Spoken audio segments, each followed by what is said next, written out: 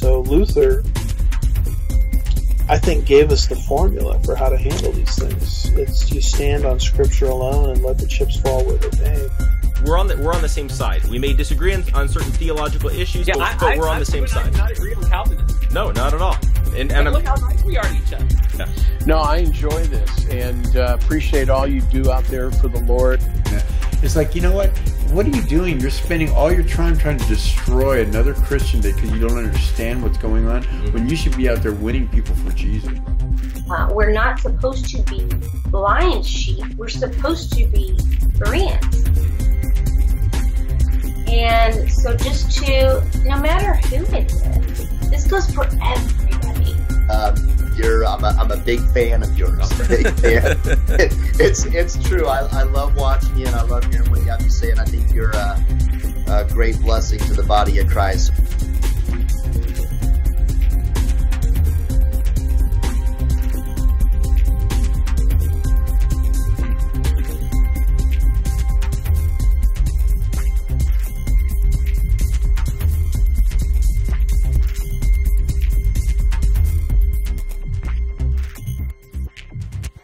Welcome, everybody, to this week's episode of Conversations with Jeff. We've got back Pastor Sam Jones from the Shining Light podcast. Welcome back, Sam, and glad we could sit down and have another chat. Yeah, thank you for having me on, Jeff. I've really been enjoying your conversations recently, and looking forward to seeing what happens in this conversation and some other ones too, moving forward. Yeah, for sure. And I'm really happy too that we've got your guys' podcast on the GK Podcast Network, and I know it's been getting a lot of good response from a lot of people, so that's been really encouraging. Yeah, it's been great because we generally have been focused in on Facebook and then on iTunes, and it seems like the GK Network is a little bit more on Twitter and SoundCloud, and so really good to kind of mix in the different audiences, and been great to get to know some of the GKers, and I think it's a great network. Definitely. Well, we're totally happy that we have you guys on. And the thing that I like about your guys' podcast, and I know I've said this a bunch of times on Twitter, is that I feel like you guys often take complicated issues and then just make it simple in everyday language that everybody can understand. Whereas it seems like a lot of the celebrity theologians always love using all the big words, not explaining it to make themselves look good. And I appreciate that you guys just make it simple that everybody can just follow along with what you guys are talking about. Well, we figure it's important that if two simpletons like us can get it, then everybody else can get it. And so the real secret, though, is you find a guy like Patrick and you do a podcast with him, and then you just ask dumb questions and he gives brilliant answers. That's how I roll. So. Hey, it's a good strategy to go. Yeah. So, well, one thing that I wanted to kind of talk to you and kind of start off the conversation with is I know there's been a lot of talk and debate and everything with social justice and just that whole movement, especially after the Shepherd's Conference fiasco that happened. And I know you guys kind of covered that on your podcast as well. But what do you feel has kind of been the fallout from all of that? Well, it's really interesting, especially because you mentioned the Shepherd's Conference, and it's funny the way that whole thing went down because I wrote an article about it, and it's terrible. I can't remember the name of my article, but a compromise movement or something like that, and of course went over the idea of the statement on social justice and the gospel, and then what MacArthur's been doing, and it hasn't been good in my opinion. But the big pushback that I've gotten from that is, well, you can't say that yet. It's too soon. It's too soon, And my original intention was actually to have the article out before Shepherd's Conference. I had it written about 3 weeks before that.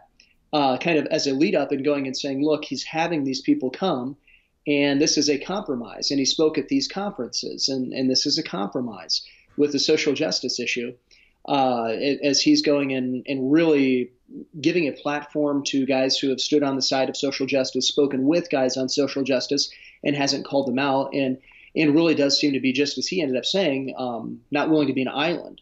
And I didn't get the article out. And then I had a friend call me up and said, "Oh man, you gotta cover this. This is crazy." And so I said, "Well, actually, I've got something I think fits pretty well." And I watched the Q&A and picked out a quote that just fit like a glove in the article and put it out. And so I thought that was pretty interesting, kind of how that all went down. But the fallback has been interesting because there have been quite a few people to see that MacArthur's really violating what he's telling people to do. In fact, I just talked last week with somebody, maybe it was 2 weeks ago, with somebody who's a big MacArthur fan, wasn't really sure what was going on with this whole social justice thing. I started telling him about it.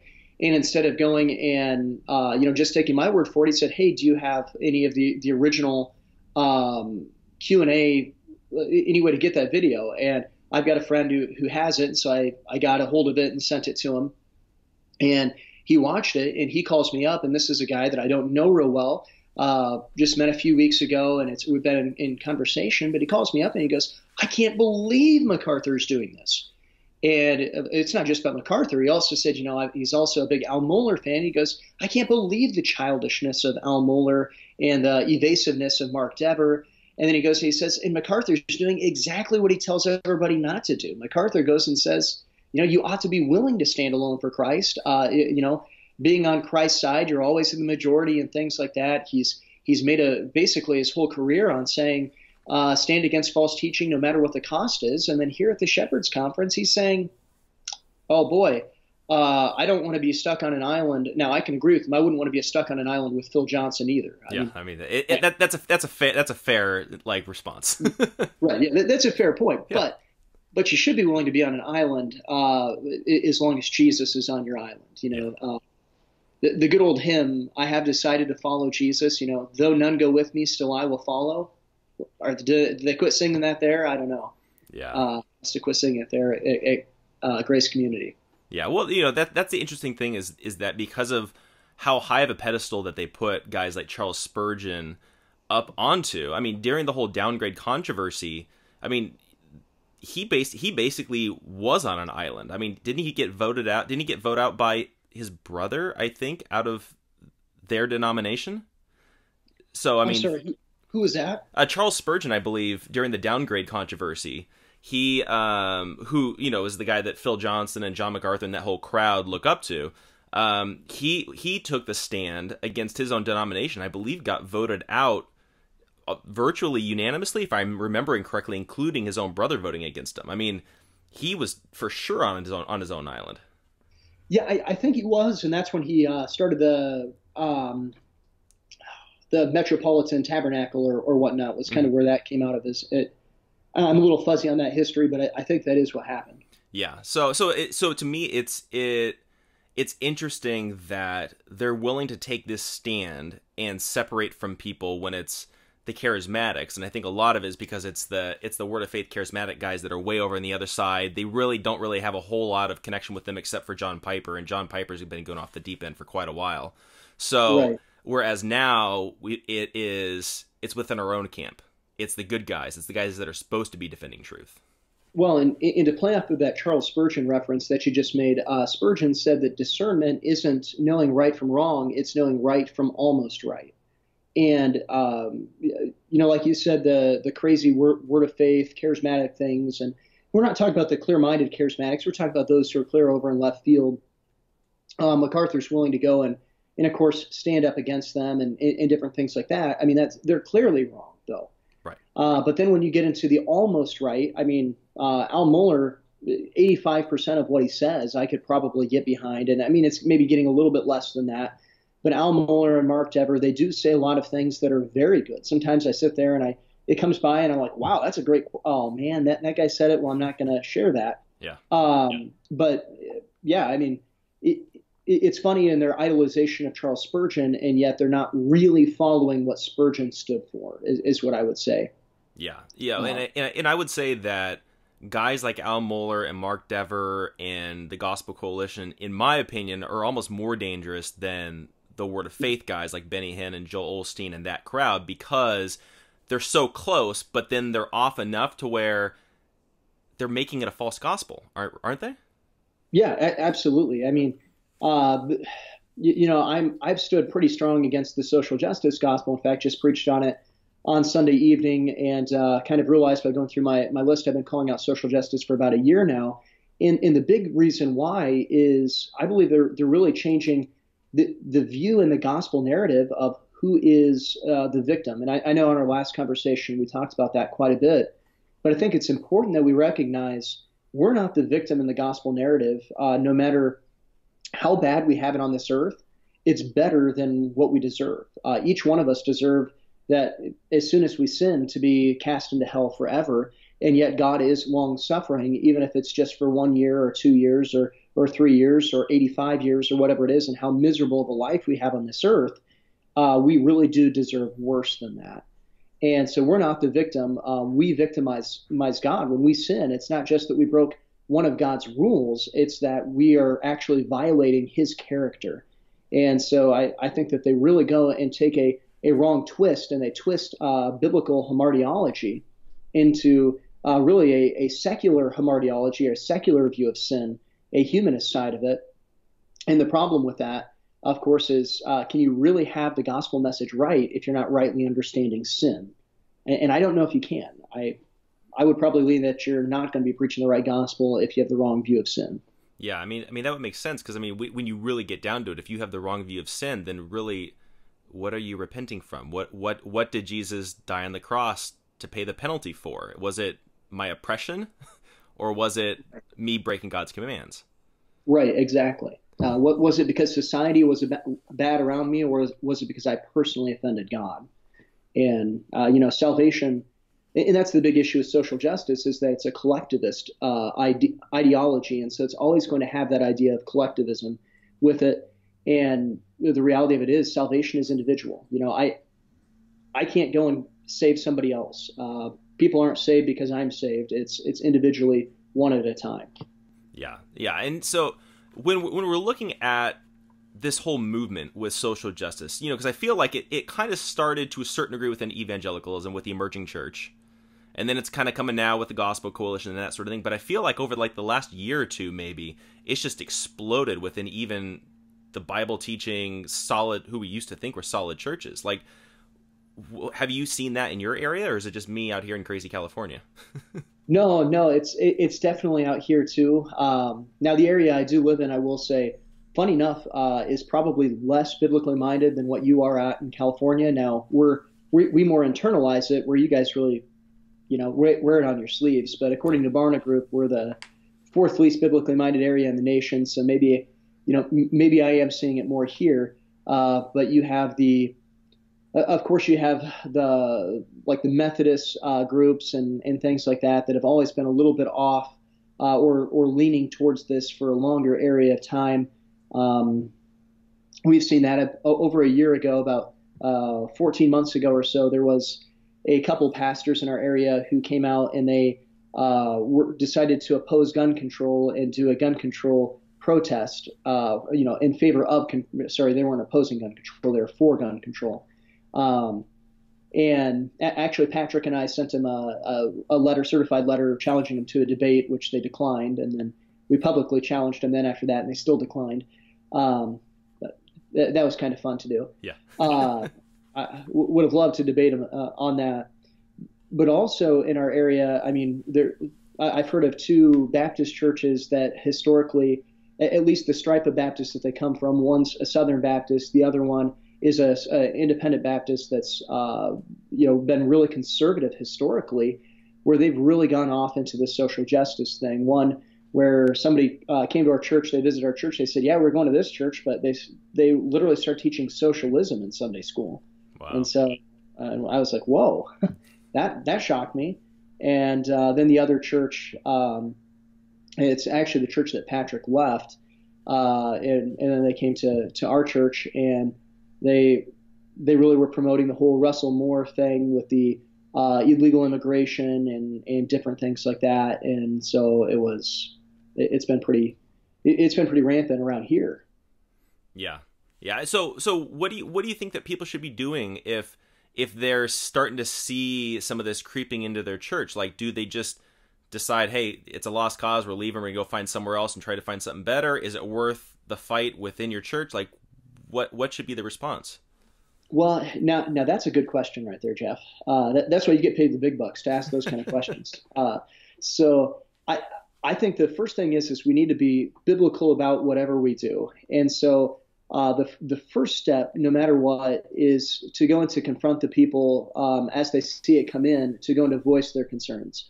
most people, when you see it coming in, you're not going to be in leadership. That's not always the case, but most of the time you're probably just going to be in the congregational layperson. And you do need to go and confront the leadership. You need to go and talk to them and say, hey, we see these things happening, and asking, first of all, for clarification, because maybe it's a misunderstanding. There are definitely buzzwords that I have that my radar is going off. You listen to the Gatekeepers podcast, the Shining Light podcast, and different things like that. You're probably going to have some of these buzzwords and buzz phrases, and so it's going to be a little bit of a shock to you if you hear somebody use one of those phrases, and maybe they don't mean it. Maybe they just were uneducated on the issue or didn't intend for it that way. So first, get clarification. But then secondly, I would try to pursue it as close to Matthew 18 as possible. You're probably, if it's leadership in the church, you're probably not going to be able to take it before the whole congregation in most situations. And so I would take it to that person personally, and then I'd find somebody else to go with you to confront the issue.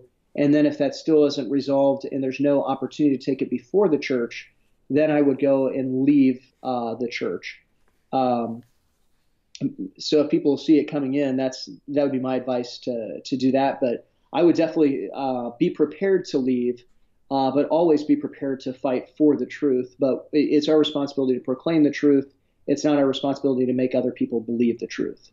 Yeah, and then because I know we were kind of touching on it a little bit before, but when somebody is going to go talk to their pastor, and because I feel like with the social justice, the biggest concern is that it is compromising the gospel. But a lot of times pastors don't realize that. So as the layperson, what's the best way to explain to your pastor that what they're teaching is compromising the gospel? Well, I think the best thing would be to go through just that view of what is sin. I think that is the biggest thing. But there are some other really good resources out there. Sometimes pastors, unfortunately, are a little bit big-headed about things, and they don't like to take theological advice. So I would find good resources. We've got a decent amount of stuff on the Shining Light podcast, also Gatekeepers Network, and I would also suggest Worldview Weekend, as there's quite a few different episodes on that, Worldview Weekend Radio and different things like that, to go into to send them some information that goes and really explains the history of social justice. That's one of the biggest things. I know the Social Justice Serpents that Patrick Wyatt wrote was a pretty good one, detailing that. I know there's some more resources that'll be coming down the pike here soon from guys like me and you. I know we've been talking about getting some other things. And it's not to say that guys like us have more of a knowledge on it. And in fact, I would say that I probably don't than a lot of people. But the big thing about it is sometimes hearing it from a neutral party. When you're reading the article that Patrick wrote, he doesn't know your pastor. And so he's not going and trying to say, hey, I know more than you to the pastor or anything like that. He's just trying to present facts. When you listen to a podcast, it's just trying to present facts. So I would go and try to find a few of those resources and send them and approach it first in a gentle manner. But I would probably, I'm a more confrontational guy, so I would get more emboldened probably to more want to debate out the issue and things like that, which I don't know if that's always the best way to go about it or not, but I like debating. So yeah, although at some point I do feel like we should set up a debate with you and then a pro-social justice guy and then just let you guys duke it out and see what happens. It'd be fun. I would enjoy it. Oh, yeah.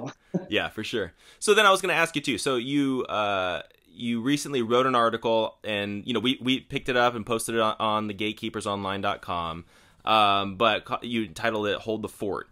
Can you explain just so that way people kind of have some background, like what led up to you writing that article?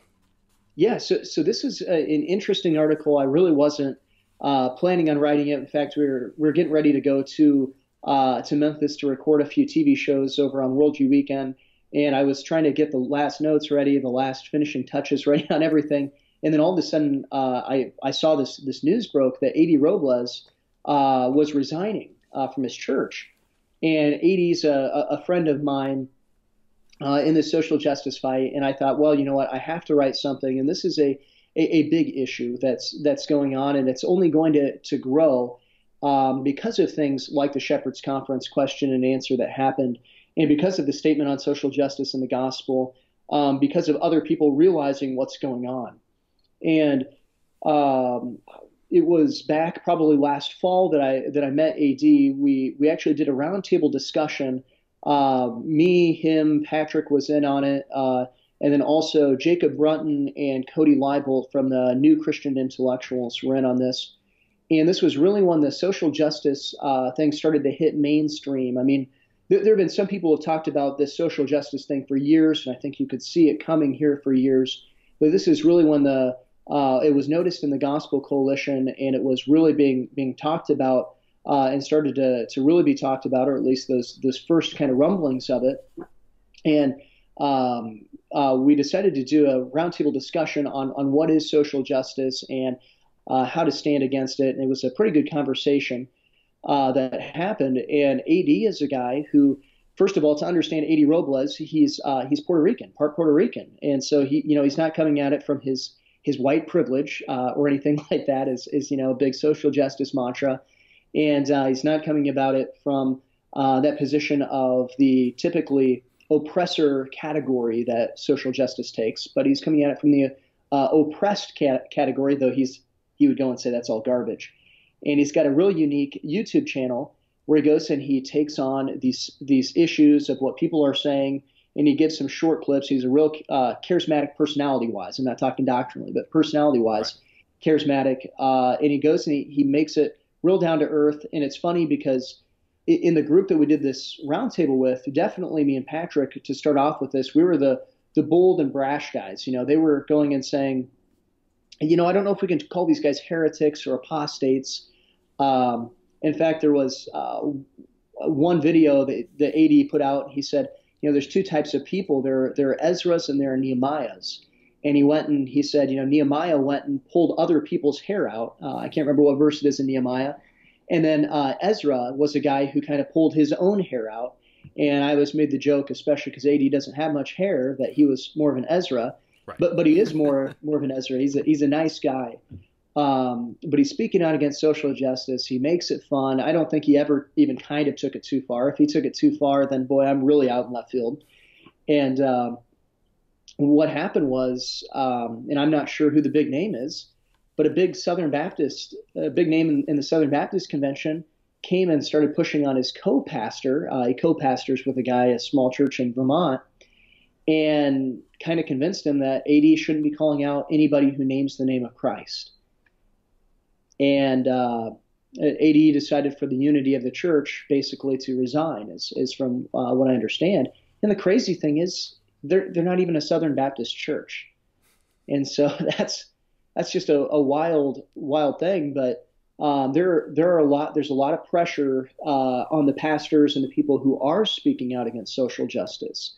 There are people who have lost support financially. Even just in small churches, I've had people in our church come up and talk to me and say, we're not real comfortable with you going and tackling these issues. Can you just get back to maybe going and preaching just the gospel or something like that? But the problem is we are in a civil war, and I do believe this is of the magnitude of the modernists versus the fundamentalists. And if we don't stand, the modernists, so to say, the neo-modernists or the social justice guys are going to win, and the gospel is going to be compromised. It's not going to affect the people who are sitting in the pews today too much when it comes to going to heaven or hell, but the people who are in the nursery, I think it's going to have a huge impact on if they hear the pure gospel or the real gospel. And of course, it is going to impact our effectiveness to reaching the lost right now also. Yeah. So, I mean, okay, so I've had, as you know, it's no surprise to anybody, but I've been attacked quite often. And one of the biggest attacks that I get is this idea that I am accusing the brethren. And it sounds like it's a similar thing that's happening with AD in the sense of, well, that guy is clearly a Christian. Even I, like, let's take Al Mohler, for example. I'm not going to say that he's not saved necessarily, right? Okay. But at the same time, he's teaching and promoting heresy, false doctrine, that sort of thing. So am I sinfully accusing the brethren for essentially accusing a brother in Christ of teaching error? Like, how do we work all that out? So this is an interesting concept, and I think that most people who go down this you're falsely accusing the brethren route, and I don't mean to be a complete jerk when I say it, but it's probably going to come across that way. I really wonder what Bible they're reading, or if they are reading their Bible. The Apostle Paul, he was a nice, fluffy guy who never said anything hard. Oh, just kidding. He said some very difficult things, but the example that I always come back to is Hymenaeus and Alexander in 2 Timothy, or 1 Timothy chapter 1, excuse me, in 1 Timothy. And the Apostle Paul says that he delivers them unto Satan. Now, here's the issue. Most people go and they say that they apply it to church discipline. And then they go and they say, well, you're falsely accusing a brother because you can't perform church discipline. The Apostle Paul was writing a letter. He wasn't in that church. He was not the pastor of that church. To my knowledge, this is the church in Ephesus. He wasn't a member of that church. Yes, he planted that church, but just because somebody planted the church doesn't give them the right to do that. So unless somebody's going to really argue a very strict Episcopal type church government, that just doesn't really give credence, which almost everybody who's arguing these things holds to either a congregational or Presbyterian type church government, and not an Episcopal type church government, with that false accusation of the brethren. And so the Apostle Paul, as a non-member of the church, but as somebody who has, quote unquote, a public platform at that time, was going and saying, I'm delivering these two guys because they, though they're in the church, so that means that they were recognized as saved, or at least confessing Christ. He's saying because of their false doctrine, I'm delivering them unto Satan. Now, it is good to know it was so that they may learn not to blaspheme. So it is that seeking repentance, no doubt. We should always be seeking that repentance in other people's lives.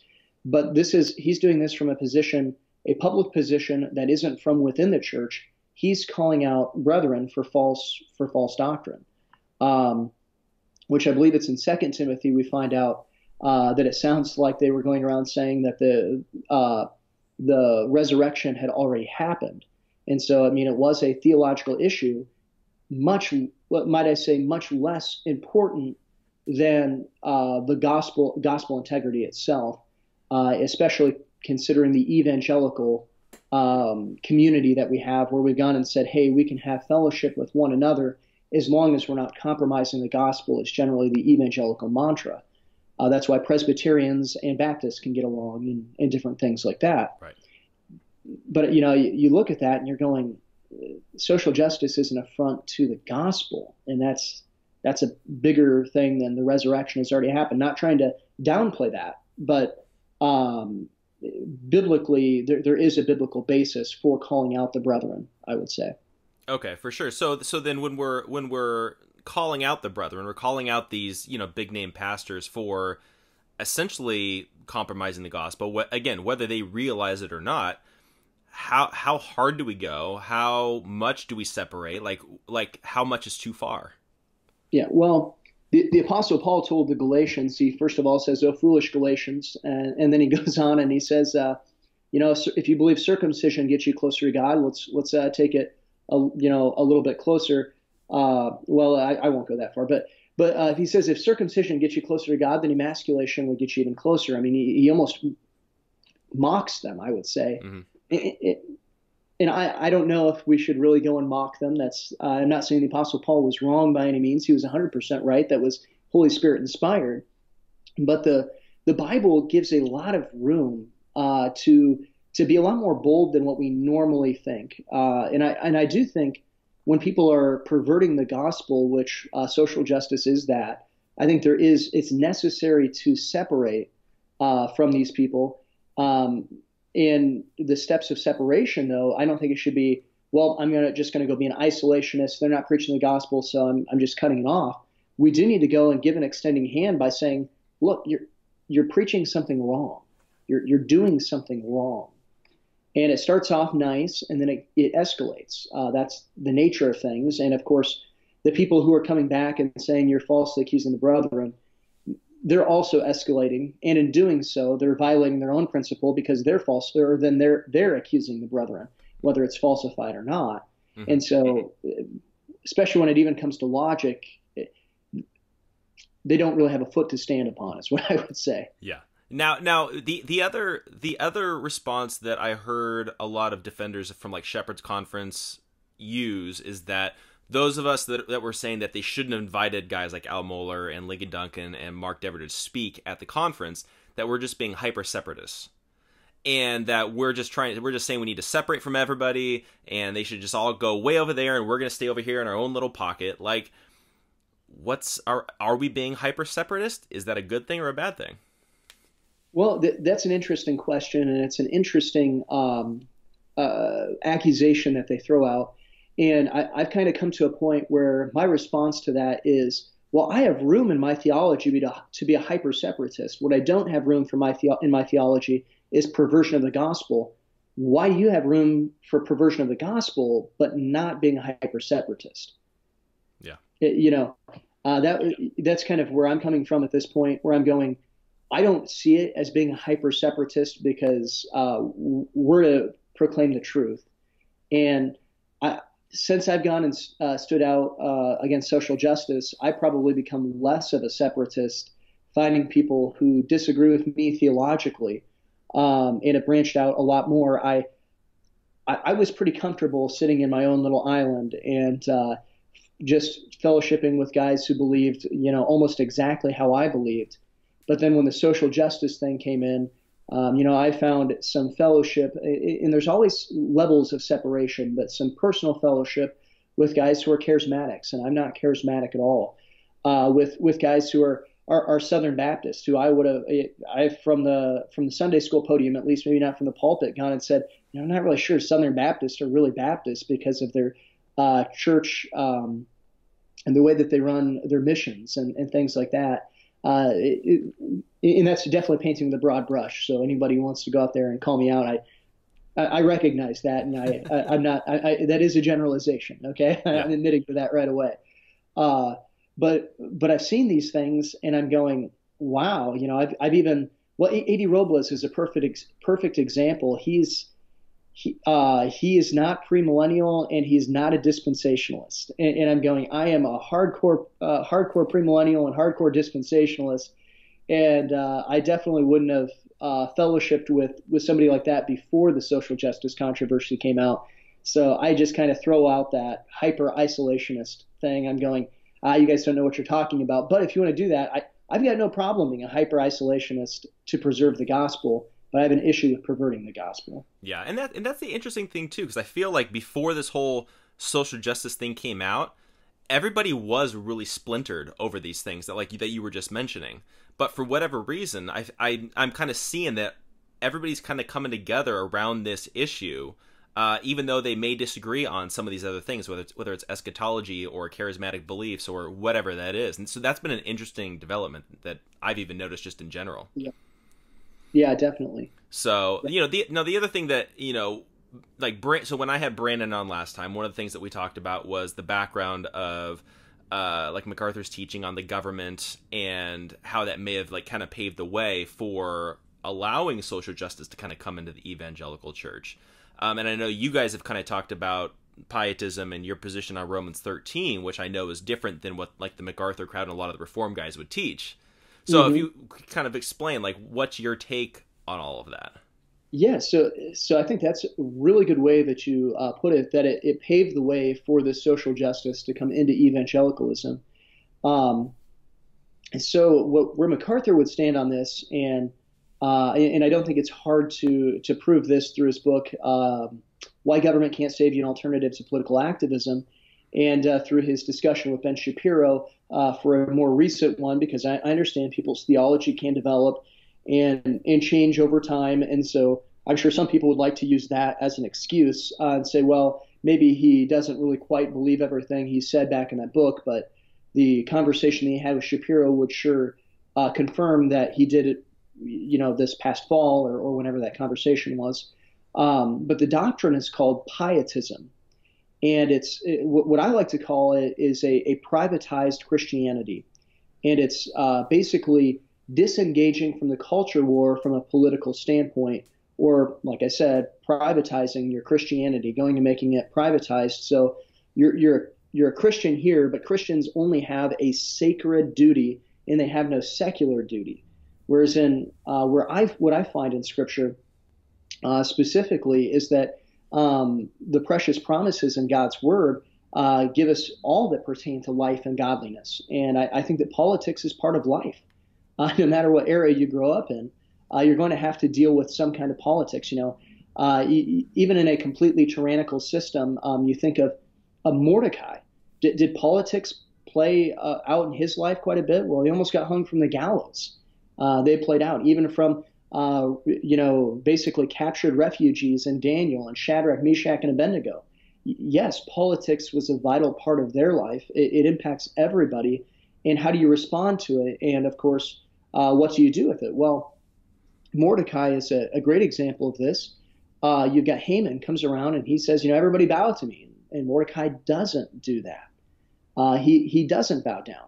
And we go, of course, and we like to say, well, we obey our government no matter what, unless it violates God. It's better to obey God than it is man. And I think that's probably a statement that MacArthur would even agree with. But the problem is the application then, the application of that. And the issue is the application comes down and you look at it and you go, there is a point where resisting tyranny is right. And of course, defining tyranny comes down to anything that is outside of God's delegated authority. Because civil government isn't the only government that the Bible teaches. And that's one thing that's important to remember, because we get really caught up in this civil government thing. And we make the argument of pietism, that we should have complete agreement with the government or complete submission, unconditional submission, unless they say don't preach the gospel. We should have unconditional submission to the government, to the civil government, is what's argued through Romans 13 specifically. Right. But the other types of government, there's self-government, there's family government, there's church government, and there's civil government. Now let's take the other two, the two that are closest to civil government, church government and family government. So let me throw this out here to you, Jeff, because I know you grew up in the MacArthur setting and things like that. So I'm sure pietism is definitely a flavor that you grew up in. Oh yeah. If the pastor of the church goes and specifically violates the church covenant and specifically violates the word of God, should you resist that pastor or submit to that pastor? I would say resist and not submit if they're overstepping their bounds. But right. It's a little bit more questionable coming from how I was raised. Well, let's say he goes and the pastor goes and says, you know what, it's okay to have adultery. That was just all under the law, and God wants us to feel that love and to have that love. And he goes and he starts committing adultery with the church secretary. Mm-hmm. Do we think that man is still rightly to be listened to? And of course, should he rightly be the pastor? Probably not. Right? Exactly. Disqualified. Right. Disqualified. Thrown out. Well, now here's the problem, though. In Hebrews 13, it tells us that we're to submit to those who oversee us, and they're overseers of our own souls. Even in Hebrews 13:17, it talks about, and it seems like it's pointing at an unconditional sense, or at least just as unconditional as Romans 13 that's talking about. And that causes a problem here. Another example is family government. This is an example given in the Mattenberg Confession from the 1550s, just so people can have this the idea systematized. Matt Trewhella really systematized it in the Doctrine of the Lesser Magistrates. Great book. And his website's defyingtyrants.com, I believe. So I just like to throw that one out there because that's the best website name ever. Exactly. But the Mattenberg, the pastors of Mattenberg got together and they gave this example of family government. And they said, okay, if a husband, the head of a household, goes and says to his wife and his children, you guys need to go into prostitution now. I'm selling you into prostitution. I'm putting you into prostitution. What's their rightful response? Are they sinning by obeying the husband and father, or would they be glorifying God by obeying the husband and the father? Well, of course they'd be sinning. God is very clear. He doesn't want them in prostitution. That's violating God's law. And so that man, just as the pastor before, became tyrants because they violated God's law. Now, we have scriptures that tell us, children, obey your parents in the Lord, for this is right. It's unconditional. It doesn't say it's unconditional and sound. It's not seeming like it's real conditional or anything like that. But it's always, whenever we look at any authority, it's delegated authority from God. And so it has to be within the bounds of God's authority. So when government goes and steps outside of their bounds of authority or God's authority, we can't go and rightly obey government and God. And that doesn't just come when they say, preach the gospel or don't preach the gospel.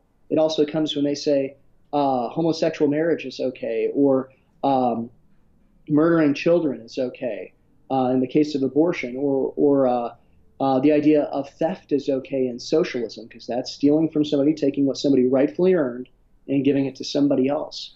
God says, thou shalt not steal, thou shalt not kill, and that marriage is between one man and one woman. And we look at those things.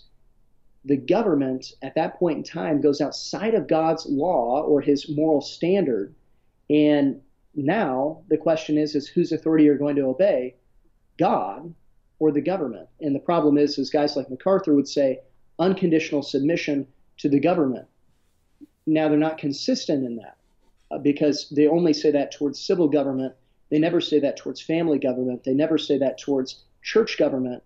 And if you look at civil government going and violating the exact same things that a pastor does, his contract or that written agreement, we call that a church constitution. Oh, well, the government violating the written agreement, that constitution that we have, and of course God's law, the Bible, or God's standard found in the Bible, and the government going and violating God's standard, the Bible, there's just not a consistency there. And so guys like MacArthur don't rightly understand authority, and they don't rightly understand government as the Bible teaches it either, in my opinion. Okay, so when you're looking at Romans 13, what was that? So that was a lengthy answer. Sorry about that. Hey, it's all good. But what I was going to say though is that when you're looking at like Romans 13, what exactly then is it saying? Because like the MacArthur crowd is going to say essentially we should always obey the government unless they tell you directly to sin. But right. So what would be your take on that? Well, I would go back to first of all, the number one rule of interpretation is that the Bible interprets itself. And so I would go back to Genesis, and I completely forgot the chapter, but when Noah gets off the ark right away here, I'm thinking Genesis 13, and it might be Genesis 9. I think it's 9. And basically God sets up the idea of capital punishment, which is where I would say that civil government started. That was God instituting civil government. It was to protect the innocent and to punish wickedness. And I think that that's replayed again in Romans 13 when it talks about that he is that the government is God's minister to basically to make us so that we fear to do good, or if we're doing bad, it gives us fear, but if we're doing good, we don't need to fear. And so what it's saying is it's God's minister, it's executing God's authority. And so once they go outside of God's authority, they become tyrannical. They become sinning, and they're the ones that we need to rebel against in order to obey God, is what I believe Romans 13 is saying. The same as with a parent, the same as with a pastor. A pastor is God's minister. We call them ministers. A parent is, once again, God's minister to raise that child correctly. And once they go outside of God's authority, going in telling people who are in their authority, under their authority, to go outside of God's bounds, then they do need to be rebelled against. And it's not rebelling against them, it's actually going and submitting to God, and it's removing them then. Yeah, and so you're talking about rebelling against the government, and that was one of the things that I know, because I remember reading the book by MacArthur, Why Government Can't Save You, when it came out. And I believe it was in 2001, so I was probably 15 years old or whatever it is. And I remember back then when I read it, it was interesting that he was saying that the U.S. was founded in sin, and I remember that, and I actually believed that for quite a while. But how would you respond to that kind of accusation? Because from what I understand, MacArthur is one of the few guys that's actually made that argument that I can actually think of. Yeah, he's the king of pietism, is what I would say. I mean, there are people probably more pietistic than him in their practice, but he is. You get to the Amish and things like that; they're obviously very pietistic. But he is brazen about it and really goes and puts it forth. My response would be simply that if you study out the founding fathers, it's a completely ridiculous idea that he's putting forth. In fact, the founding fathers were very careful to make sure that they were fighting what they called a defensive war instead of an offensive war. And that has less to do with tactics and more to say they went out and they put out all these things that how they believe King George was going against nature and nature's God. We look at those in the Declaration of Independence. And so they would go and make the argument that King George had rebelled against God, and so they were just submitting to God in doing that. And one thing I like to point out is that one of the first acts of Congress was to order 30,000 Bibles because England had gone and blockaded the United States and weren't allowing Bibles to come in. And so they went and they ordered 30,000 Bibles to be printed, to be distributed. It was very much founded in a Christian ethic and a Christian principle. That's not to say everybody was a Christian in the founding fathers, of the founding fathers, but a lot of them were Christians. A lot of them were born again, is how I'd say it, and a lot of them were categorically Christians, people who we might not see in heaven, but were people who definitely tried to submit themselves to the Word of God. I think guys like Ben Franklin and Thomas Jefferson would fall into that category, and I'm not trying to say that they were moral people or anything like that, but they did try to submit, at least in their view of government and their view of social ethics. Some of their private ethics weren't so great, but in social ethics, as to what the Bible went and proclaimed, I would say that Thomas Jefferson was an unorthodox Christian, and I don't expect to see him in heaven, but I do expect, or I would go and say he was categorically a Christian, if that makes sense. Right. So one of the things that I was always taught growing up in this crowd with dealing with pietism and government and our responsibility and that sort of thing is that when you're looking at our responsibility is to the gospel, not to the government and enforcing laws and that sort of thing. So it was go preach the gospel. If you preach the gospel enough, then the laws will just happen, right? And so things ended up always being just focus on the theology, don't focus as much on the laws and the legislation and that sort of thing. But Is that really the biblical perspective on that? Well, I don't know I don't think it is the biblical perspective, but let me take what you just said and give it to the argument that is actually generally made. They go and they say we need to just preach the gospel, is what they say, and this is false piety. I can't completely take credit for this argument I'm about to make. In fact, I shouldn't take any credit for it. I got it from Matt Truella, a pastor in Wisconsin. And he goes and he puts forth this idea of nobody just preaches the gospel. Do you ever hear people go, I'm from a Baptist church. We like fellowships because we like food. And we're about ready to go have a fellowship downstairs, and somebody stands up and says, wait, we just need to preach the gospel. Nobody says that. Right. That's ridiculous. Nobody goes and says, prayer meeting, wait, nope, we're not going to pray. Let's just preach the gospel. And then the other question is where are all these people that are just preaching the gospel? Because I don't run into them on a daily basis. Yeah, I go and I wish all these pietists were out here just preaching the gospel like they said, because maybe their strategy would work then if they really were just going out and just preaching the gospel all the time.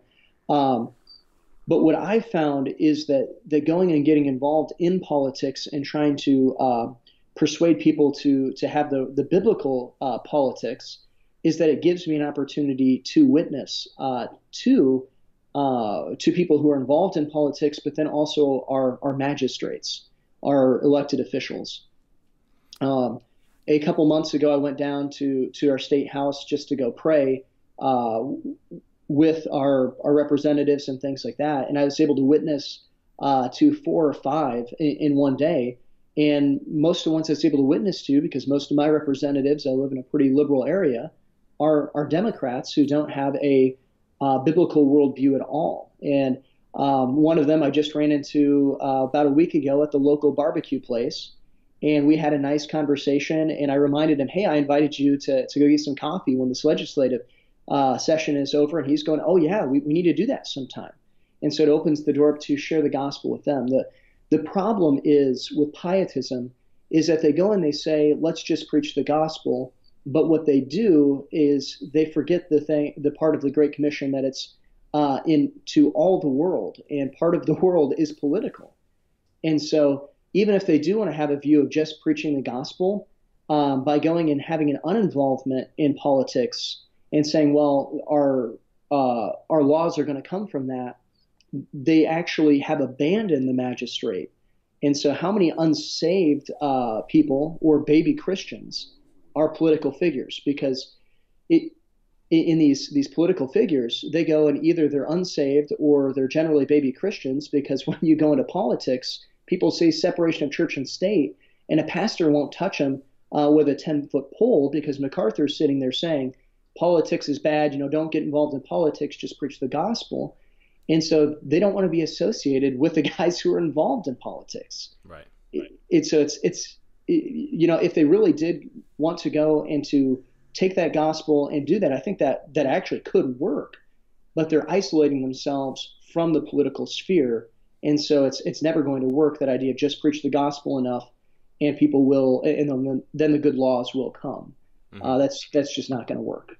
Yeah, and what's interesting is that, and I know that clearly he's not a Christian, but I feel like Ben Shapiro does represent kind of what we're talking about, in the sense of he'll go out there and he engages with virtually any political topic, but then he's always bringing it back to his Jewish faith and his roots and what causes him to believe in that and that sort of thing. We don't really have that very often when it comes to Christians, and right. I think I wish that we would have that more. Right. It's when you go and you take a hard stand on any issue. It doesn't matter if it's you don't want a stop sign at at this certain intersection, or if you are against abortion, or for life, I should say. I should frame it in a positive light. Mm-hmm. No matter what you do, people are going to ask you why. And for the Christian, that's the perfect lead-in, no matter what it is, to tell people why. The issues. Now, I don't really go and make a big deal about stop signs at intersections, but the issues that I go and I stand on, they're all biblically based, and that's where my conviction comes from. I publicly state it. People ask me why, and it leads to the gospel. It leads to a conversation to share the gospel. I tried pietism out. I really tried the MacArthur way out a few years ago. And in fact, I remember somebody asking me that question, were the founding fathers wrong for rebelling?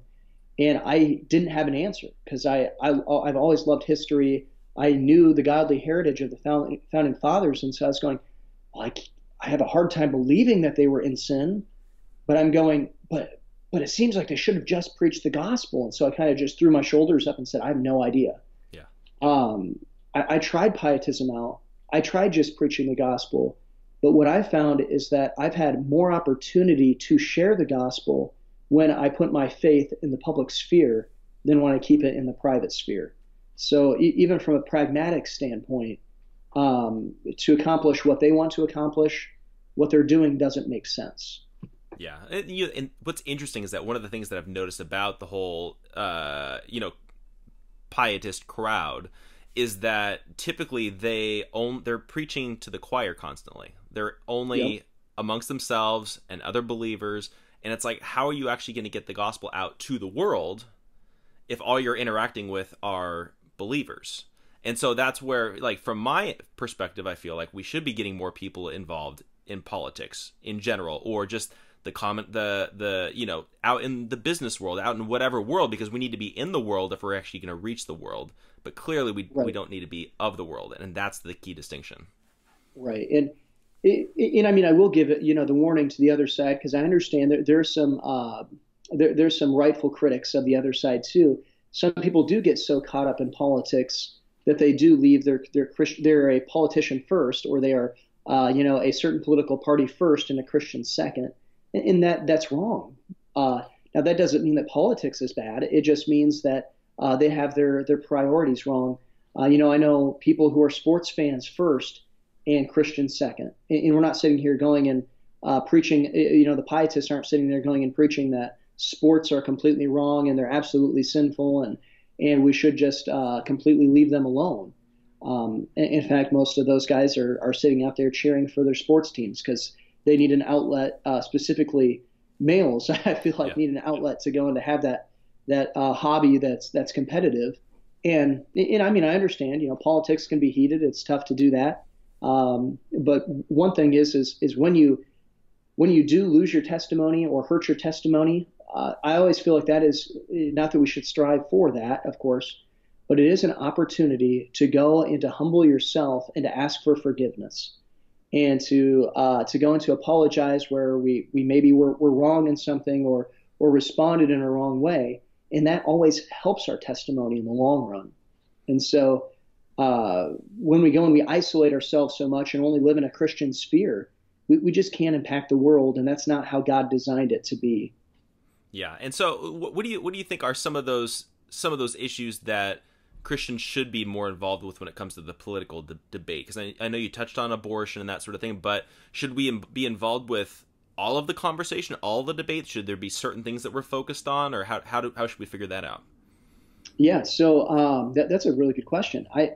I think, of course, the number one issue of the time right now is abortion. That's the biggest one. I think we need to have voices in that. The reason why we are where we are, I mean, hey, let's have mothers go kill their children. Where were the pastors? Mm-hmm. I mean, if you love that mother, you know, we can even just set aside the child for right now. Okay, we know all the emotional arguments from that.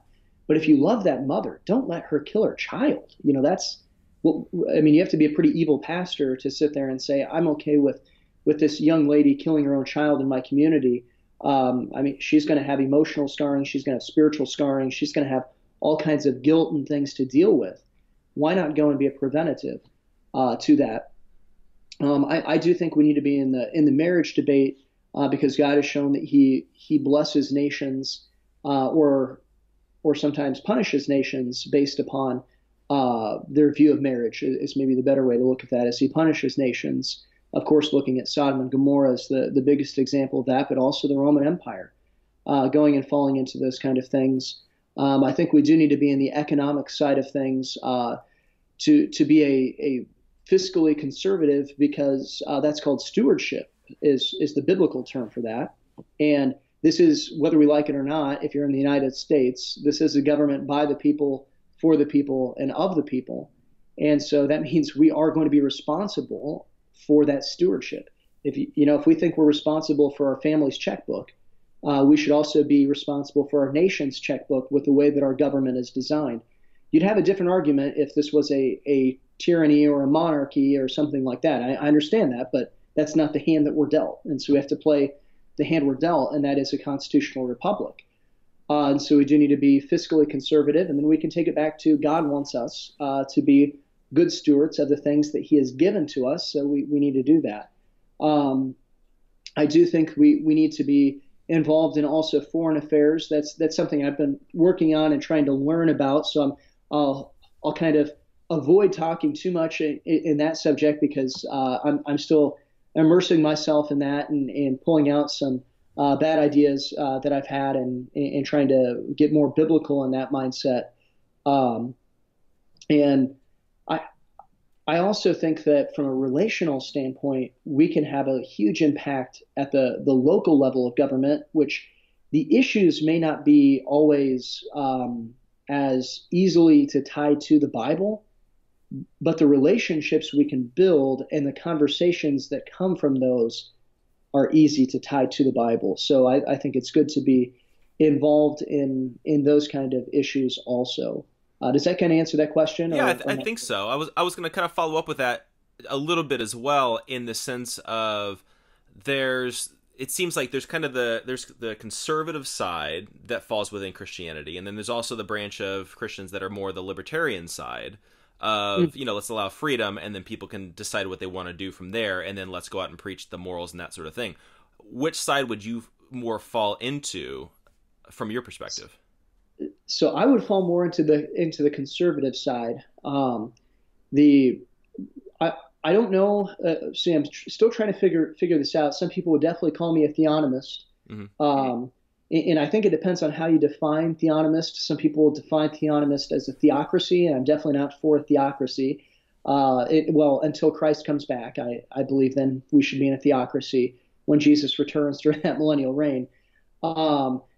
But with the idea of libertarianism, I would say I agree with libertarians on about 95% of the issues and 95% of where they go with things, and I count them as great allies. But the problem is with libertarianism, where I would stand, and I think we disagree with this a little bit, if I'm right. We may, so it'll be interesting. So is that it leads to a place where it's liberty above all other given rights. That idea of personal liberty above all other given rights, or property sometimes given above all other rights. And the issue is I think there are other rights that are on the equal playing field or even before that. And it comes to a point where it can become almost lawless if it's held consistently. An argument for that would be that, like, Ron Paul, Ron, not Rand, had to make sure I got the right Paul guy. Yeah. Ron Paul would go and say that prostitution isn't necessarily wrong. He would say that he's personally against it, but he wouldn't be politically against it, because they have the right to do what they want. Whereas, and I would say I would come from a more Blackstonian approach, that all of our laws need to be subject to God's laws, is where I would stand on that, if that kind of makes sense. Yeah, I think it totally makes sense. I think for me, looking at it from a constitutional perspective to a certain degree, I feel like oftentimes the federal government is making these overarching moral laws that I feel like should be delegated to the states and delegated to the local governments and that sort of thing. And so for me, one of the things that I've been concerned with, and again, I'm still picking it apart and trying to figure it out as I go along too, is if we're really pushing our moral beliefs and our theology and stuff into politics, then it essentially becomes a popularity contest between the different religions to a certain degree, right? Because as soon as we get outnumbered, then the Mormons or the Muslims or whatever other religion is going to come in, and then we're going to have their religious laws in place. So that's kind of been one of the things that I wrestle with. Yeah, so it's very true practically, I would say, what you just said. I can't argue with that practically. That's not how our nation was specifically designed, because I would go and say that our nation was pigeonholed as a Christian nation, not just a religious people, but specifically a Christian nation. And so in they hated mob rule. Now, unfortunately, we have mob rule. So I'm, like I said, I'm more would disagree from a principle standpoint than I would a actual practical standpoint. I would say that's exactly how it probably would work out in today's day and age, because we've moved away from the constitutional republic. I try to be a realist as much as I can. So even though I don't like that we've moved away from a constitutional republic and moved to a mobocracy, I don't know if it's true a democracy, but a mobocracy anyway. Theoretically, under a constitutional republic, that wouldn't be the case. But today, I don't know that we can really say we're acting as a constitutional republic. Mm-hmm. Yeah, and I think one of the things that really caused us to really get away from being a constitutional republic was when we changed how we elect senators, because it used to be that the people would elect the representatives, and then the state, like legislatures, would elect the senators. So that way you would have two different, branches of authority basically coming in. You had one that was the governmental side, one was the people side, and now it's just all a popularity contest all across the board, which I think takes away some of that accountability, I think. Yeah, I absolutely agree, because we've definitely become, unfortunately, it's kind of confusing, because I think that we first shifted to authority of the people, and that's actually not what a constitutional republic is.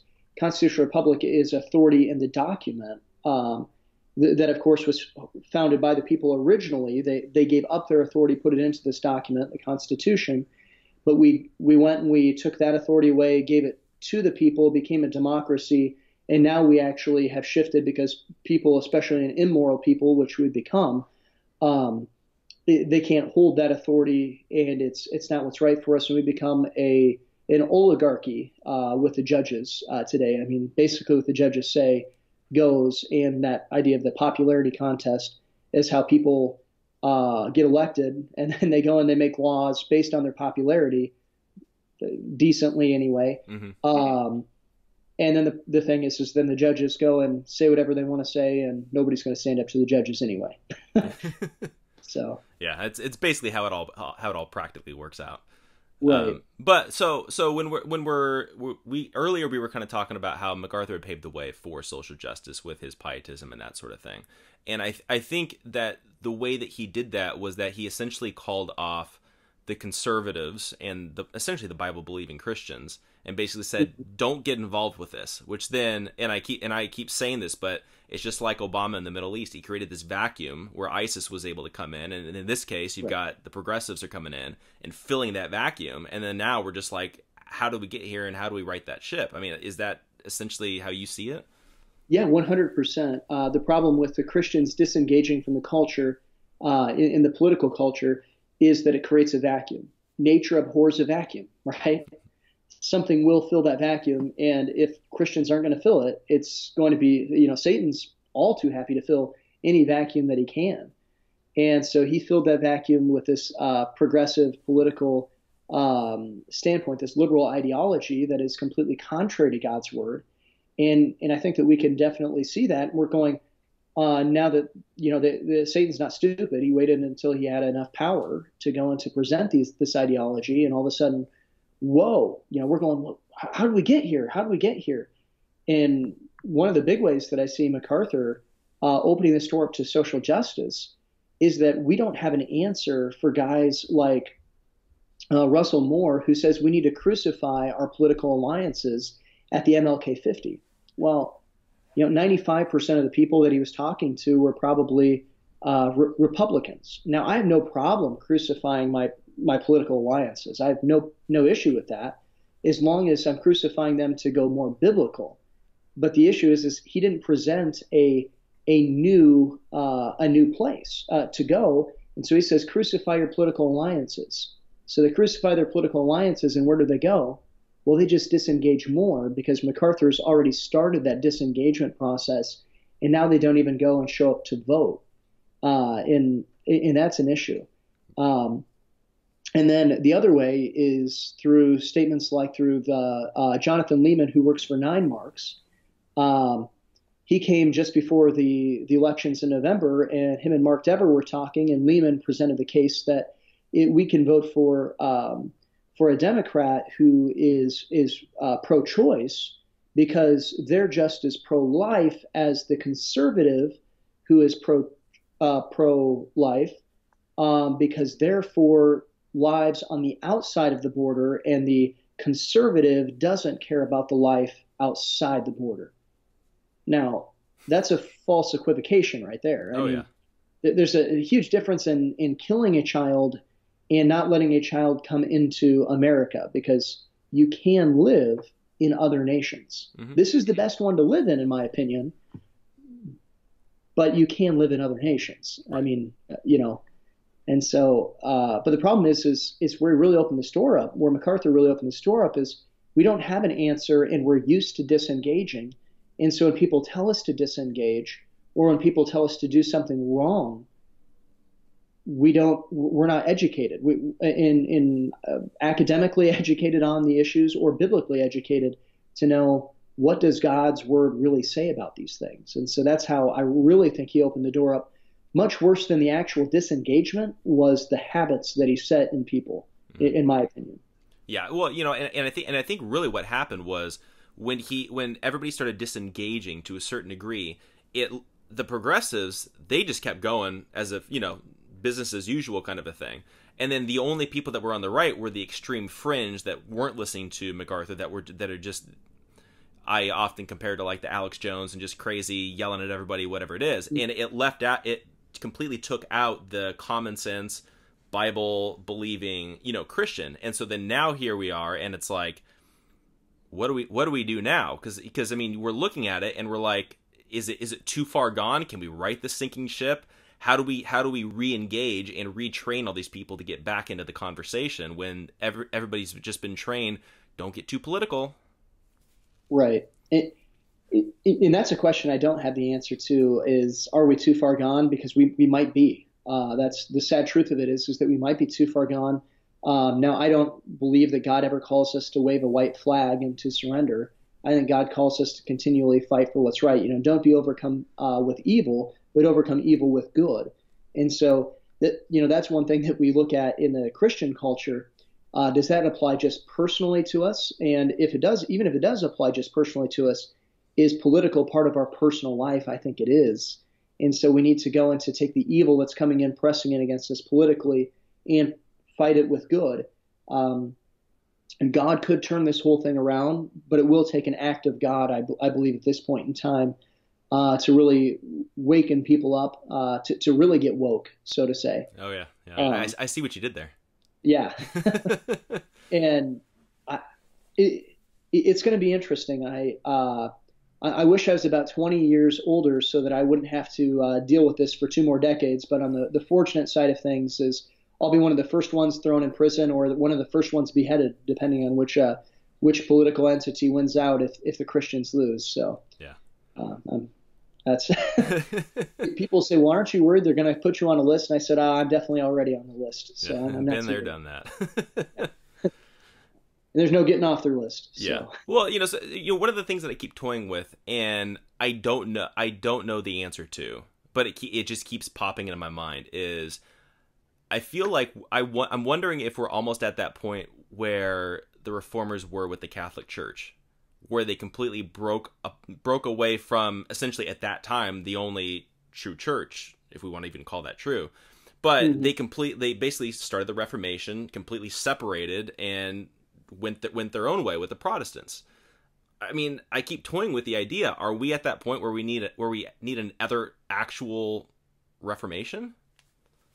I've been toying with that idea too, and I'm my personality is a lot more of the let's go start a revolution. That sounds good to me. So my answer is always like yes, but I don't know if that's necessarily the right answer. And so I definitely try to get advice from other people, listen to them, and see what they're saying. Some people are definitely leaning that way of saying, it's this whole social justice thing is completely crazy right now.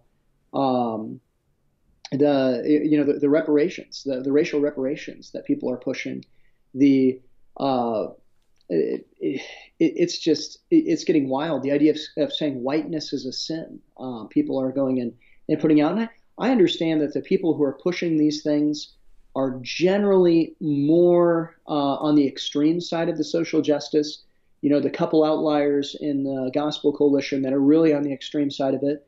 But then once again, to point out Jonathan Leeman, who is very well respected by a lot of conservative Christianity, and in my opinion, he probably shouldn't be, but he is. Can't change reality. He came out and he basically said, we towards racial reparations, we shouldn't go. Is what he said. We shouldn't go and make this a divisive issue. This isn't an issue of separation. It's an issue of disagreement, no doubt, but we shouldn't go and separate over this. And I'm going, what? He's calling for for unity, and of course he would probably lean, in my opinion, towards that racial reparations side of things. And I think what he's getting at is trying to make a synthesis of going and saying, you guys don't have to completely come over to this side, but just quit talking bad about it, is what I think he's really trying to get at. And then saying, and then we'll quit talking bad about you. Yeah. Which that never really works. The old saying is, you give the devil an inch and he's going to take it a mile. And that's the problem with surrendering an inch to something like social justice, is that it ends up going much further than what we anticipate. And so I think it may be time, I would definitely lean that way. It's time to start a reformation, but like I said, I'm always way too willing to jump into that kind of a fight. So. Yeah. Now the other question that I had, and I'm going to quote the guy. If I'm wrong, I'll edit it out. So, but I saw Phil Johnson tweet that he thinks that social justice is a fad that probably won't be around in another 4 or 5 years. Is this something that essentially we can just wait it out, and it's not as dire of needing like a reformation or needing to right the sinking ship because it's just going to die out anyway? Or is this something that it's like you foresee this going on for quite a while? I foresee it going on for quite a while, because it's not just a theological movement, it is a political movement. And actually the theological movement behind it is really what we'd call the social gospel. The social gospel. And that was started by Walter Rauschenbusch and has been around since the early 1900s. I think the 1920s, somewhere in there. And we look at that and we're going, well, if it didn't die out in the 1920s, I mean, we're going on about 100 years of it. How much heresy or apostasy, really, do we need to have before and let it root in and get established before we recognize it as a long-term threat? And I think that, 100 years, you look at that's roughly 2 generations, maybe even 3 generations of teachers, of people in their teaching career, so to say. I understand people live longer than 30 years or 50 years, but people generally don't have a public platform for longer than 30 or 50 years. I mean, MacArthur's been going at it for about 700 years, but 7, maybe 800, something like that. Yeah. Right. But he's kind of an outlier. He is a special case there. And I say that in good fun. There's going to be some people who go and they get all offended I said that, and I'm going, hey, I think he would find it funny if I said that too. Yeah. But you look at this and I'm going, I think that Phil Johnson probably is mistaken in his history of social justice, would be my assumption. He thinks that this is a new fad, when in reality, the theology was laid a couple generations ago, teaching generations ago, and the political movement is actually the most popular political movement in worldly politics right now. Yeah. So I would disagree with him on that. Right. So, kind of as we're closing a little bit, but what's next, in the sense of, if we're gonna battle this, if we're going to try to beat this whole social justice movement and that whole thing, how practically, how do we do it? Well, and I guess my answer for this does kind of lean towards that Reformation side of it, because what I would say is there are 2 major things that we need to do. Maybe 3. Let me think on that third one there if that comes out. But at least 2 major things. The first one is to do with leadership, Christian leaders, and I don't just mean pastors when I say this. I don't just mean people who have a traditional teaching platform, but those who are public Christians. If you have a podcast, maybe you're somebody who's capable of doing a podcast and you need to do a podcast. And man, I know a great podcasting network for you if you're looking at that and you're a solid person. Should call Jeff about the GK podcasting network. But gatekeepersonline at gmail.com. There you go. Email them there. Gatekeepersonline at gmail.com. But we need the public Christians to go and to stand out, speak out against it, use their platforms, whether it's a writing platform, a speaking platform, a teaching platform, a preaching platform, to speak out against it and to not tolerate it is my opinion, because I do think this is more fundamentalism versus modernism more than it is evangelicalism versus fundamentalism. I would categorize it more as the modernist movement than I would the evangelical movement. But the other thing is that if you are a Christian that's maybe not a leader there, you have just as important of a job, because just as we talked about with A.D. Robles, I know I've taken quite a bit of heat for speaking out against social justice. Jeff, you don't have anybody who gets on your case once in a while. No trigger. Everything's just Twitter, easy right? breezy. I never have any controversy. Right, no controversy there. Nope. But we need you to back us up. And I'm not saying become a Twitter mob and troll people, though that might be fun to do. I wouldn't necessarily tell you not to do that, I guess. But you need to leave the churches that are preaching social justice in the right way, of course. Like I said, seek for that repentance first, but then be willing to separate from that. And you need to find a place that is doing this, that is preaching what's right. And you need to go, people who support, I don't know how the Gospel Coalition gets its funding, but I assume they have supporters. If you're a supporter of the Gospel Coalition or a ministry that's in that and on a platform that is teaching social justice, leave that and go and donate to the Gatekeepers Online or to Worldview Weekend or something. I'm doing pretty good at these self promotions. Yeah, totally. I'm gonna cut these out and turn them into little clips. Right. But I am serious in this, though, that they do need to go and to take their money from that and to put it into something that is promoting a biblical view on justice and a biblical view on the gospel. And I would say that the third thing, like I said, I wasn't sure if I really wanted to get into this one, but I think it's right there. We do need to find some alternatives to these power players. We do need to find an alternative gospel coalition.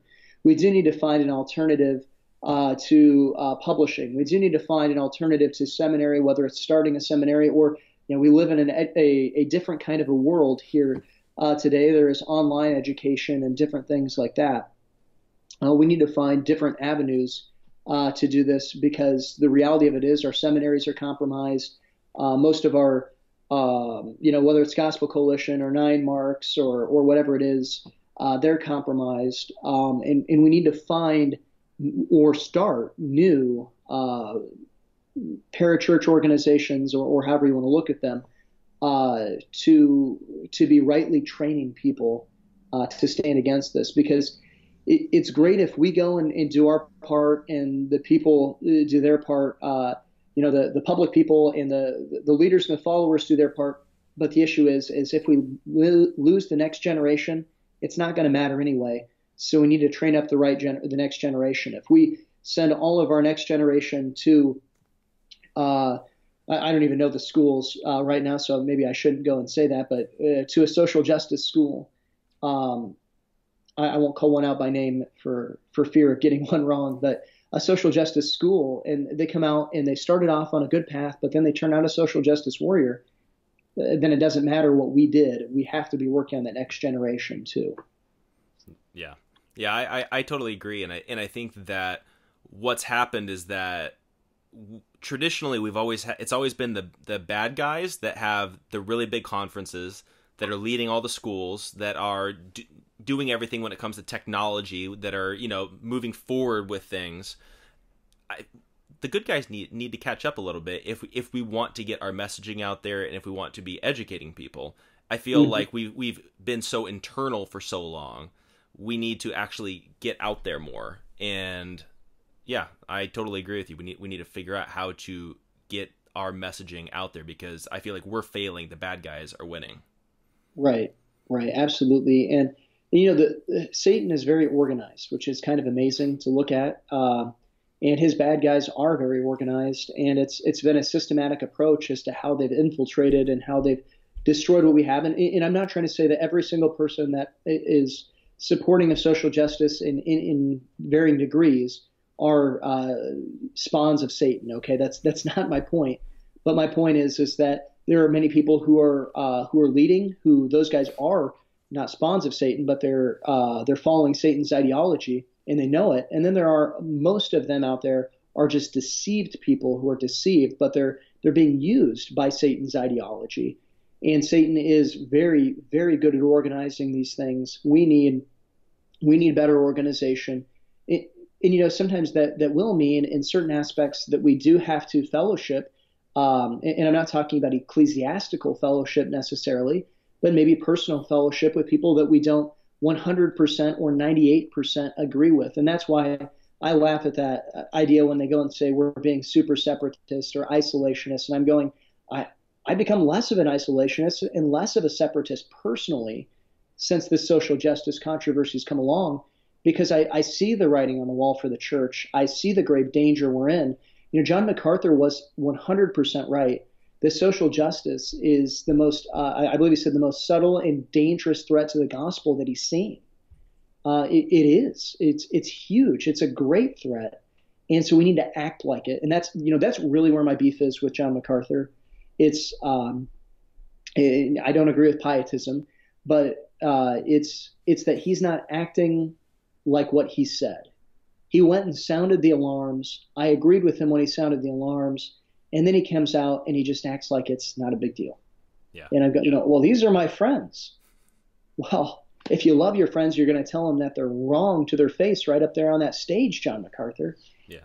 They're not really his friends. Yeah. Well, like that's my thing too, is that it's almost like they're expecting us to draw the line and separate from people, but then they're not willing to do it when push comes to shove. Because in all reality, the people that were separating from the Word of Faith guys after Strange Fire, that was the followers, that was the listeners. That wasn't necessarily the people that were speaking on stage, because that wasn't the crowd that they run with. But then when it comes to the people that are on stage, and this is the most dangerous threat to the gospel, and they do nothing, I think that's what has kind of caused this whole uproar, I think. Yeah, I agree. I mean, it's kind of a tough thing when I look at it and I go, it's not that MacArthur is compromised when it comes to social justice or Phil Johnson. In fact, I really would applaud Phil Johnson for what he did on the stage. I would too. I thought he did a great job. I thought. Right, but the issue is that they have gone and they're tolerating the tolerators, so to say, or even just tolerating it to a degree, and that's a dangerous place to be in. I think that's the markings of a failing movement, because it confuses the line. As you said, they're not drawing a line, and if they're not going to draw a line, then the people that are following, which are most of the Christian leaders, most of the pastors today follow a celebrity pastor. Whether we like it or not, whether it should be that way or it shouldn't, that is the reality. It shouldn't be that way. We should be following the Bible. MacArthur's not a super pastor. He's just a pastor. And I think that we forget that so many times. Because I've had people come and absolutely throw horrific things towards me by saying, you're falsely accusing a brother, a great faithful pastor. And I'm going and saying, well, either you have to claim that I'm not a faithful pastor or that you're falling into the same sin.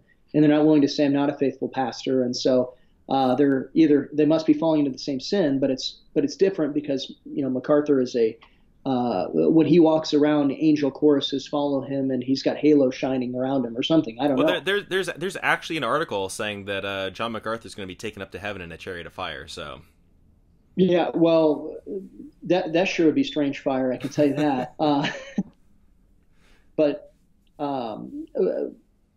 yeah, this is the big issue that we're dealing with. Is we need to take real stands. It's not enough to just make a PR stunt. We need to take real stands. This is real issues. This isn't just marketing, though we do need marketing, and this kind of thing is pointed out.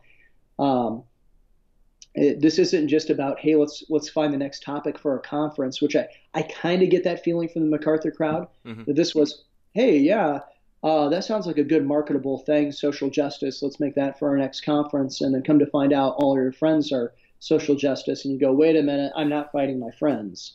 Yeah. I'm not saying that's what happened. That's just what it seems like. Understand that. I'm saying seems like, because I'm saying that more to the YouTube watchers, because they're going to pick up on all that and throw that at me. But I'm going, it seems more like you as a publicity stunt, because MacArthur's always been principled when it comes to making clear-cut lines, as you mentioned with Strange Fire. I mean, he built a brick wall there Yeah. between the guys, and here he's really blurring the lines. Well, yeah, and even leading up to this last Shepherds Conference, the thing that I kept hearing from the MacArthur crowd was that they're having these conversations in private. Like, let's not rush them. Let's let them work it out. And so at a certain point, you're like, okay, fine. They're going to be there. They said that maybe they'd talk about it.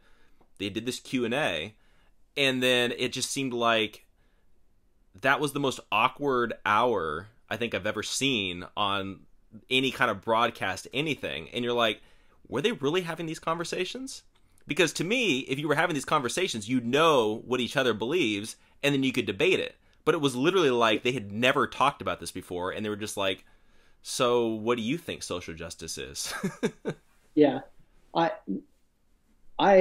hope they hadn't had the conversations ahead of time, because if they had conversations ahead of time, I'm going, why in the world did they get up on stage? Why would Al Mohler get up on that stage if he knew, if you bring up social justice, I'm going to throw a fit? I mean, it just doesn't make much sense to me. If they were having conversations behind closed doors, they're really unprofessional if they were having those conversations. I don't think they were having those conversations. They didn't act like it. And that's an issue, because I do think that having those conversations are what would really help the Christian world. I think having debates on this would be great. Now, the social justice guys don't want to debate us because they have everything to lose and nothing to gain. Right. But I think that if we can find some that would be willing to debate, we need to do that. We need to have these discussions. It would be really good for the Christian population as a whole. And I'm not just saying that because I enjoy debates, though I do enjoy debates, watching them and maybe starting them a little bit. But I really think it would be a learning experience, because, maybe some people that are saying social justice are meaning something completely different, and they're just using wrong terminology. And, maybe there is something that we can learn. Maybe they think that we're throwing Christian charity out the window, which I don't think we are throwing Christian charity out. That's not my intention when I stand against social justice. I'm all for Christian charity. I'm just not for the government doing our job as Christian charity, or it being mandated upon us, or paying for sins of 4 generations ago or 3 generations ago of people. I'm not for that kind of a thing. And so I think that these would be good issues to talk about. And I think it would actually make the fight go easier if we are all really Christian brothers and sisters. Because shouldn't a family be able to talk things out? Yeah, we should. Yeah. But we can't do it if people are refusing to talk. Yeah. And that goes on both sides. There's an issue of the anti-social justice guys who stand against these things. They don't want to talk. They just want to fling mud. I've probably been there and flung some mud. But the issue is a lot of it's because people don't want to talk. It'd be good to know if we really are fighting straw men or not. I don't think we're fighting straw men, but you can't really find that out until you put it to the test. And Right. so I would love to be able to put it to the test. I think every idea ought to be able to be criticized, because if you can't stand a criticism, it wasn't worth thinking. Yep. And I think too, kind of going along with that, I think that if the leaders within our camps, within evangelicalism, actually wanted unity, and they wanted to eliminate all the hyper-separatists and all that, and that whole thing, they would have actual public debates and actual honest, open, transparent conversations to exemplify to everybody, this is how we're working through it, this is how you should be working through it in your area, and come at it where we both sides agree in the sense of that we're coming into this from opposite sides, we're going to be respectful, but we got to be honest about it too. And I wish that they would do that, but instead it's all these secret supposed conversations that may or may not be happening, and it just causes confusion. Right. And one thing that I think that we need to get over in Christianity is that it's okay to disagree with one another, Mm-hmm. and it is okay to separate. There are consequences of disagreeing, but what's not okay is to go and to pretend like everybody does agree. because this pretend thing is why everything bubbles up underneath and then comes boiling out, and people get all upset because either they didn't know somebody actually believed this over here, or it just bubbles up because they do know it and they're going, I just can't take it anymore. I have to get it off my chest. If we're having open public debates, like you said, we could know where people stood, and really, I do believe in the discernment in Christians still today, where if they are presented with truth, they are going to, in the majority, pick truth. The majority of the Christians are going to pick truth. That's my hope anyway. Yeah. Yeah, I totally agree. And the thing that I would encourage anybody who is involved with any podcasts or pastors or whatever it is to actually get out there and debate and converse. Even if you're not the big name Shepherd's Conference speakers, you may not want to, but everybody else, start conversing with people, talking to people, because I feel like that's the only way we're actually going to work it out. Like, I'm talking right now with bringing on a guy who is a social justice guy, having a conversation on here. I'm scheduled to go on another podcast end of the month with a pro-social justice guy, and then we can actually talk it out, debate it, and I feel like maybe he'll change my mind on something, maybe I'll change his mind, but the ultimate basis has to be God's word. We all have to go back to God's word, and all that conversation and debate will do will be to either reinforce what you already believe or make you rethink what you believe and go back and compare it to Scripture. So that's just what I encourage anybody who's watching this to do. Yeah, absolutely. I would encourage them to do that too. And if anybody who has a podcast or anything like that is watching this and you're for social justice, I know me or Jeff would love to talk to you about it. Have it either a discussion or a debate or whatever like that. I'll go and say, Patrick would love to talk to him and debate him, and I'd love to eat popcorn and watch. So. Oh yeah, totally. Yeah, that would be entertaining. So, well, thank you so much for coming on. I really enjoyed this time, and I think I really enjoy what you guys are doing over at the Shining Light podcast. And anybody who's watching, make sure you guys are subscribing and following them, because you're missing out if you're not watching it. Yeah, I know. I promoted the Gatekeepers quite a bit, Worldview Weekend and things like that. I should probably promote our own website. Yeah. TheShiningLightMinistries.com. TheShiningLightMinistries.com. And if you're looking for iTunes or Google Play, it's The Shining Light Podcast. And if you're SoundCloud or Stitcher, follow Gatekeepers. So Tuesday and Friday. Yep, and I'll put all the links below underneath the video. And again, we'll have to do it again sometime, and hopefully at some point we'll be past this whole social justice stuff, but I don't know for a while. Yeah, I do see a line coming that's going to be drawn, and so I don't know that we'll ever get past it here in our lifetime totally, but I do think we'll come to a point where it's, we just don't associate with those who are on favor of social justice. That is how I see it working out, but yeah, we'll have to wait and see. That we shall. So, but again, thank you so much. Really appreciate it, and we'll do it again sometime. Sounds great. Thank you so much for having me, Jeff. Of course, totally.